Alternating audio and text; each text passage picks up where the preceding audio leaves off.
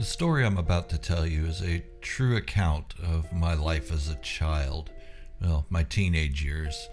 But I will warn you, there are some terrifying moments in this. Well, at least to me, they were terrifying, so viewers' discretion for younger audiences. From the time I was 1 year old until I was almost 14 years old, I had grown up an Army brat, meaning that my father was in the United States Army and I was raised on different Army bases, posts, that sort of thing. But in 1986, when my father got out of the Army, it was a huge change. It was a big difference. I had to become a civilian kid, and back in the early to mid 80s, people didn't look kindly on the military kids. I was called things like son of baby killer and got into fights all the time, and it just really didn't feel like home at the time. It was a huge adjustment trying to adjust the culture that I was used to into something that I really didn't like. Now, my father was a successful soldier. He was a great soldier. He became a staff sergeant in the Army, and we lived a modest lifestyle while he was in. But when he got out of the Army, he didn't have a job, and we became utterly just poverty level. And it was a huge adjustment for all of us because we weren't used to not having a home provided for us, and we had to move around from here to there, and dad would find different work and mom would work at different places, and just trying to make ends meet. So a lot of what this story comes out to could be my own psychological issues, but at the same time it was very real.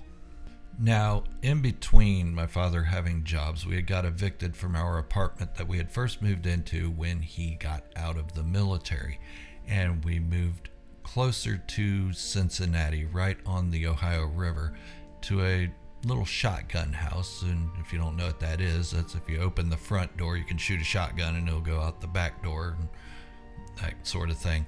And I was getting ready to turn 15 years old at the time, and again, this was a big change. Now, being from a military family, we were used to moving every few years, but this had just been less than a year that we were moving, and just as I had started making friends, we were pulled away and I had to start making new friends again. No big deal. It happened a lot in the military. Now, my sister was a year and a half younger than me, and she and I both had learned to disassociate with people, make friends, but keep them at a distance, because you knew you weren't going to be friends for long. We didn't have that, I knew this person since kindergarten or that person since first grade. We didn't have any of that. In order for us to visit any of the schools that we had attended, we'd have to go to Germany or Louisiana. But now we were getting ready to move to Ludlow, Kentucky. It's a small town similar to what you would expect a Mayberry town to be like. Everybody there knew each other and everybody was close, or not so close in some cases. But the crime rate was really low and it seemed like a nice place to live. The high school was decent enough. It was small and everybody knew each other, and it was fun, made a lot of good friends. But when we moved into this house, and let me tell you, this house was ugly. It was white with green shutters and pink trim. It was so horrible. But when you walk into the house, on the left side of the hallway was the stairs leading up to the second level, and above that was the stairs leading to the attic. And if you pass the stairs on the right side, on the left underneath the stairs was the basement door, and then on the right was the kitchen, and you moved into the living room from there. Now, at the top of the stairs, on the left side, directly at the top of the stairs, was my bedroom, and it was spacious, it was large, plenty of room for activities. But past that, on the left, was my sister's bedroom, and we had an adjoining door between the rooms. Straight on was the bathroom, and up in the attic is where my father and mother made their room.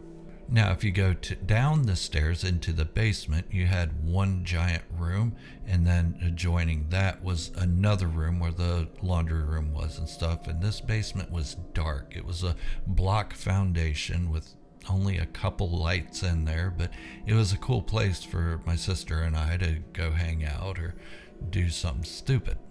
The inside of the house's architecture was quite nice, actually. It had a nice solid wooden banister handrail going up the stairs, hardwood floors, even though the hardwood floors looked like they hadn't been treated in many years, and there were little cracks and gaps in the flooring that were starting to appear.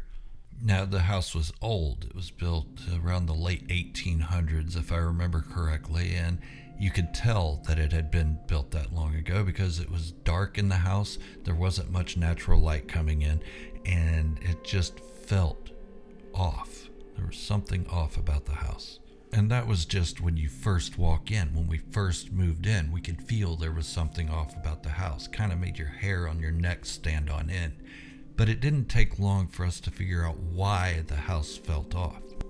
The first night we were in the house, we were all sitting in the living room watching TV, probably Married with Children or something like that, and we heard the front door open, slam shut, somebody run down the hall, run stomping up the stairs, the attic door opened, slammed shut, and we could hear footsteps going up to the attic, and then it stopped. My father immediately took off running down the hall, up the stairs, up both flights of stairs, and there was nothing there. We know it wasn't one of us because we were all in the living room and there were only 4 of us living in the house. At the time, my dad was in his mid-30s and he was invincible to me, so I thought of him as this great hero that was going to save us from whatever intruder had came in, and there was nobody there. Now, that was startling and a little bit scary. Just a little bit, but we could play it off as it's an old house, it has noises, that kind of thing, maybe pipes were banging and it sounded like stairs or whatever, but no, you can't mistake the sound of a door slamming shut, let alone 2 doors slamming shut. This wasn't the only time this would happen. I'd say on average it happened once, twice, maybe 3 times a week even on some weeks. A lot. And it was always the same time of evening, right at that prime time of watching TV. And this went on for the first few months of us living there, and we got so used to it that Dad would stop running up the stairs to chase whatever it was because he knew there was nothing there. But just in case one time there was something there, Dad always kept a gun with him, at least near him. However, things would progress over the coming months. Our basement door had a simple latch lock that would slide in place and keep the door from opening. That would come unlocked and the door would swing open hard. And this happened on several occasions with us walking down the hall and seeing it happen. Nobody was there. And the front door would have loud bangs on it in the middle of the day, bright daylight. You'd hear bangs on the door, like somebody knocking. Back in the 80s, that wasn't uncommon. We knocked on people's doors to see if they could come out and go play basketball or something. But we'd open the door, and there was nobody there. For several months, this happened, and along with the footsteps running up the stairs, slamming the attic door, and so on. But we started getting annoyed with it more than we were fearful. It just became a nuisance, and we just wanted it to stop, but we didn't know how to get it to. Even if we had visitors over at the house, it would still happen and people start freaking out like, what the hell is that? And we couldn't explain it. A lot of those people just didn't come back to our house. They'd wait outside for us to come out. And it got progressively worse from there. About 6 months into living there, my aunt had dropped my cousin off to spend the night with my mom and dad. He loved them dearly. He was only about 5 years old at the time. He would go up in my mom and dad's room in the attic and play, and we wouldn't think anything of it. It was a full finished room, so it was pretty safe. There was no construction equipment around. It wasn't a bare ceiling or anything like that. And one time, well, really more than one time, he came downstairs and we asked him, "Hey, Jake, what are you doing up there?" And he said, "Oh, I was just playing with the little girl in your attic." Jake's 40 years old now, and he still remembers that. He still remembers playing with that little girl, and he still talks about it to this day. And it wasn't something that he said to just one of our family members, and they passed it on to us as some kind of embellished story. We were all in the living room and all heard him say it. And it kind of made the hairs on our necks stand on end. It got to the point where we would bring Jake's toys downstairs so he could play down there instead of going up to the attic, because it was starting to freak us out just a little bit. And that little girl wasn't the only thing in our house. No, there were multiple things. A couple months later, after Jake played with the little girl for the first time in the attic, my mother was downstairs doing laundry, and something shoved her into the washing machine. I was in the next room going through some boxes of old collectibles and stuff that I may want to get rid of or find out if I wanted to keep them or not, and I heard it happen. I didn't see it happen, but I heard it. And it wasn't like she stumbled and fell. There was no stumble. It was just a bang. She hit the washing machine and started crying. And if you know anything about my mom, which probably you don't, she's not afraid to tell you when there's something physically wrong with her. She'll tell you immediately. My mother's not the type to hide something like that. She would tell you if it was her own fault. And in joking, just trying to lighten the mood a little bit, I asked her if she thought it was the little girl that Jake had been playing with in the attic, and she said no. The handprints were way too high on her, and it just shoved her into the washing machine. No little girl could do that. And as bad as that all sounds, it did get worse, with the worst being my bedroom. Yeah. So I thought maybe this was my own mind playing tricks on me, and thought, okay, this is stupid. I shouldn't even be worrying about this stuff. I've been around the world and never seen anything this crazy before. And you have to remember, back in the mid-'80s, it was the time of hair metal and heavy metal, and how heavy metal was devil music, and we were all being taught that, and Christian way was the only way, and I was into heavy metal music, and I liked it a lot. I played guitar. I was learning to play guitar, and it kind of played on my emotion that, maybe I'm just imagining this because of the music I listen to. Now, Metallica, Megadeth, Ozzy, Black Sabbath, the things that darker people back then listened to. I wasn't a dark person. I just liked the guitar riffs and the drum beats. But at night when I would go to sleep or lay down to go to sleep, it would be quiet. Real quiet. And that room was dark, really dark, like darker than the rest of the house, even the attic. Or probably not as dark as the basement. That was pretty damp and dark. It was more like a dungeon, and that's what we called it. But my room was situated in such a way that the bed was up against the wall. And I'm not gonna lie, I had bunk beds still. Yeah, got those when I was like 10 years old and just held on to them for some reason. And at one time I had moved my bed across the room up closer to the wall where the door adjoining my room and my sister's room was. And when that happened, the first night, it was strange. I don't even know how to explain it. I could hear the closet door swing open slowly. It had that creaking sound, you know what I mean? And for a long time, that's all it was. And I figured, okay, the house is old. Maybe it's on a little bit of a lean, a tilt or something, and I didn't have the closet door closed all the way, and maybe the door's just a little unbalanced and it would swing open slowly. So every night after that, I began closing the door all the way, making sure it latched, even pulled on it to make sure it was closed all the way, and it was.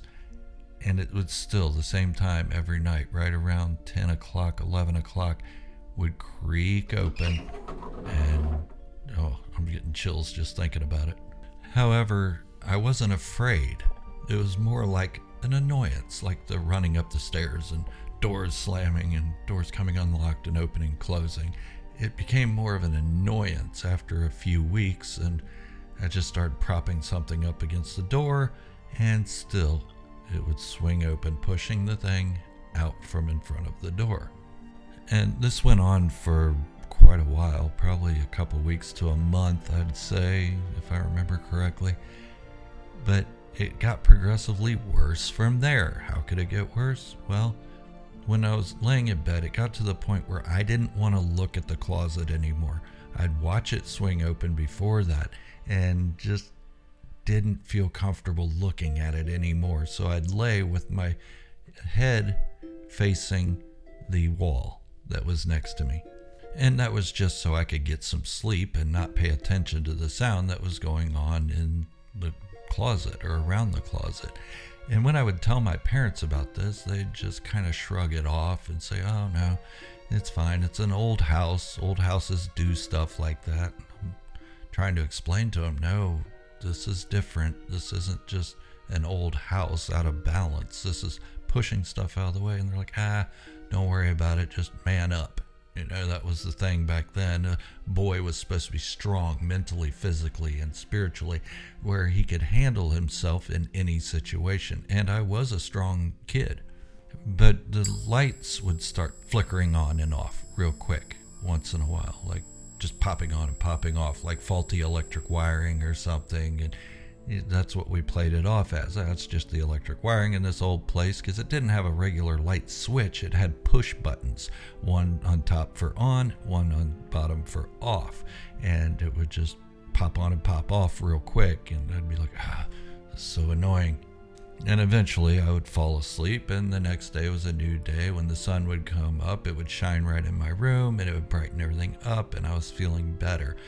But like I said, I was a strong kid, but it got to the point where I wasn't so strong anymore. I started getting scared, and that's when it started elevating even more, progressing further into truly terrifying. The closet door would still open slowly, creaking. But then on the hardwood floor of my bedroom, I could hear footsteps coming from the closet over to my bed. They weren't the loud thumping footsteps we'd hear running up the stairs or anything like that. These were like something was sneaking across my room, but I could hear the boards creaking closer and closer as it got to my bed. And with my back to it, I could hear it breathing. I would keep the blankets pulled up over the top of my head with only my face exposed, just so I could be ready in case something did happen, which, I don't know, seems like a silly idea now that I think about it. At the time, before that, I had been brave, strong, like a boy should be, or what boys were supposed to be back then. But the first time this happened, I was scared. I was terrified. This was something else. This was something that I hadn't encountered in this house yet. I had told my parents about it the first time it happened, and I got about the same reaction as the first time I talked to my parents, and they said, well, this house is old. It's got creaky boards. Your boards in your room are spaced a little bit apart. Maybe a draft is running through your room or something. You have old windows. And I don't know, maybe they were right. That's what I thought. And so I'd go back to my room each night and the same thing. Same time, 10 to 11 o'clock. Only it got to the point where the closet was now slamming open and the footsteps were louder coming across the room, standing over my bed with heavy breathing. And I would eventually, after a couple times of this happening, roll over to see if anything was there, and there was nothing. There was nothing there.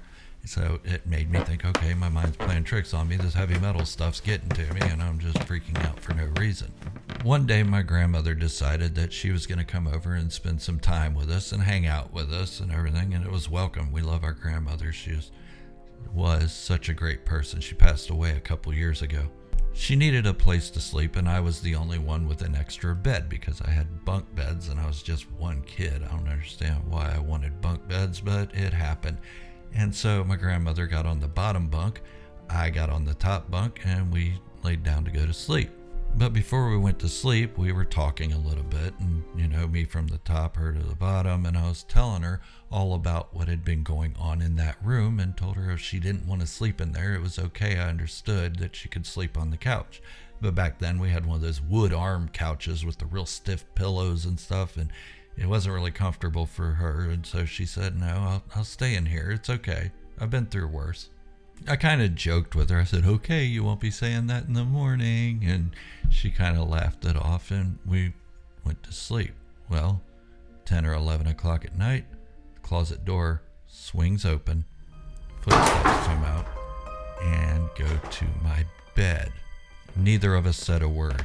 We just continued the night. The footsteps left, the closet door still open, and the next morning when I got up, it was after my grandmother had got up, because, you know, older people, they get up real early. Well, I'm one of those older people now, I guess.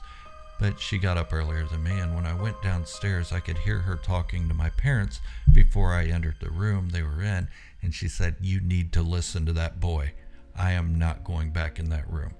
And at this time, my father was working as a third shift security guard for an office building, and my mother was sleeping in her bed in the attic alone, and nothing really happened up there. But my mom said, "Okay, I'll go sleep on his bed tonight. You can have my bed," talking to my grandmother, "and we'll see what the morning brings." Well, that night, my mother gets in the bottom bunk, I get in the top bunk, and I told her, I said, "Mom, you're probably going to get scared." And she said, "Nah, it's all right." Like she had always told me, this is an old house. These old houses do these things. Same thing, between 10 o'clock, 11 o'clock, my door swings open, footsteps across the room, stand over my mother and I, and heavy breathing. Now, I know a lot of you are thinking, well, it could be the furnace kicking on or the AC unit kicking on, and you're hearing that through the vents and it sounds like breathing and such. Well, I thought about that, and this was summertime and we didn't have air conditioning. So there was really no reason for the furnace to kick on, not to mention the furnace was in the basement, 2 levels down from where I was, and it was too far away to hear it when it kicked on.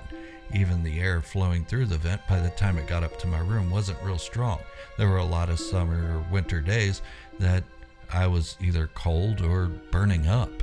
Now, being the good parent that my mother was, she didn't freak out in front of me. She didn't say, "Oh my God, this is horrible," or anything. And the next morning, same thing. She acted like everything was normal, nothing ever happened. But she did acknowledge, "Yeah, there's something going on in your room, and I am not going back in there." She told me that I'm a brave young man and that I've been dealing with this for so long that now it should be okay to just deal with it further. We were poor, like I said before, so it wasn't easy to just find another place and go move to it. And there was nowhere else for me to sleep. I didn't want to sleep on that hard couch in the living room. I'd rather put up with this entity breathing down my neck at night. And what else was there? The basement? I sure as hell wasn't going to sleep there. But there was one other option that I had finally considered after not feeling so brave anymore of this going on, and that was the night it grabbed my leg. I grabbed my blanket and my pillow, and I opened the adjoining door to my sister's room, and I went in there, shut the door behind me, locked it, and laid down in her floor. The next morning, she wasn't too pleased with it. You know, we're teenagers at this time, and she's like, "Get out of my room. You can't be in here. This is my private room." And I was scared, visibly scared. She saw that, and I told her what had happened, and she said, "I don't care. You need to go to your room." She wasn't a bad sister at all. She was a great sister. She's my best friend to this day, and I understood what she was saying. She wanted her privacy. That's her room, that I need to go back to my room. Well, her room didn't have anything going on in it. In fact, her room and the living room, which was directly below her room, were the only 2 rooms that nothing did happen. In fact, I don't think much happened to my sister at all. She did hear the slamming door, the footsteps running up the stairs, the other slamming door, the basement door. She heard all that, and she had a creepy feeling when we went into the basement sometimes, and she didn't want to stay in there. So her room for me was the safest place to be. I didn't care if I slept on a hardwood floor. I was not sleeping in that room anymore. But it came to the point where I knew I couldn't sleep in her room all the time, so I'd just sneak in there about once a week probably. And this went on for about a year after we moved into the house. And the exterior of the house didn't look like something you'd see in a horror film. You know how you see the windows that look like eyes, or the porch that looks like teeth or something like that? No, this house was white. It had green shutters and pink trim. Looked like the safest house in the world, but it wasn't. I had to sleep in that room for a year with this stuff happening. Once in a while, it would grab my leg. Most of the time, the closet door would just swing open. It would walk across my room and breathe over me. I wasn't brave anymore. I was scared. I was terrified. I hated that house. I wanted out of it so bad, but we were poor. Finally, well, I shouldn't say finally, but about a year and a half after we moved into that house, my parents separated and we had to move out. Now, in the time that we had to move out, yes, it was finally to me. I finally got to get out of that room. And once we moved to another location, nothing else happened. So whatever that was, it stayed in that house.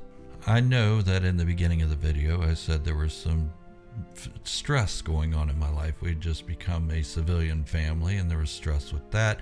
My family was going through some troubles financially and in our relationships with each other, and there was a lot of stress in that. So I don't know, I guess I could have kind of played it off, and I probably did, as some sort of mental breakdown and not understanding, this is an old house, these things can happen. But was it? Because other people experienced it as well. How do I explain that? They weren't going through the same mental breakdown that I was, especially my grandmother and my 5-year-old cousin.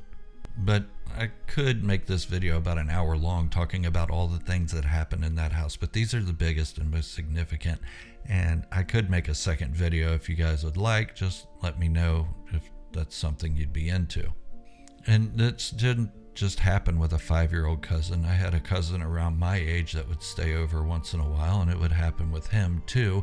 And my dad had some cousins that would come over and do some minor fixing of the home for us, and it happened to those guys as well. They were the same age as my father, and it happened to them too. They weren't freaked out about it. They really didn't care. And they'd just go back to drinking their beer and say, okay, that was weird. And that would be the end of it. But that's all I'm going to talk about for now with this house. It's really giving me chills talking about it and remembering all this stuff. Man, my hair's kind of standing up on my arms and my neck, so I'm going to shut up about it. But I guarantee you this is all a true story. So take it for whatever you want. This has been Story Time. Wishing you all great health, happiness, and peace. Thank you all for watching.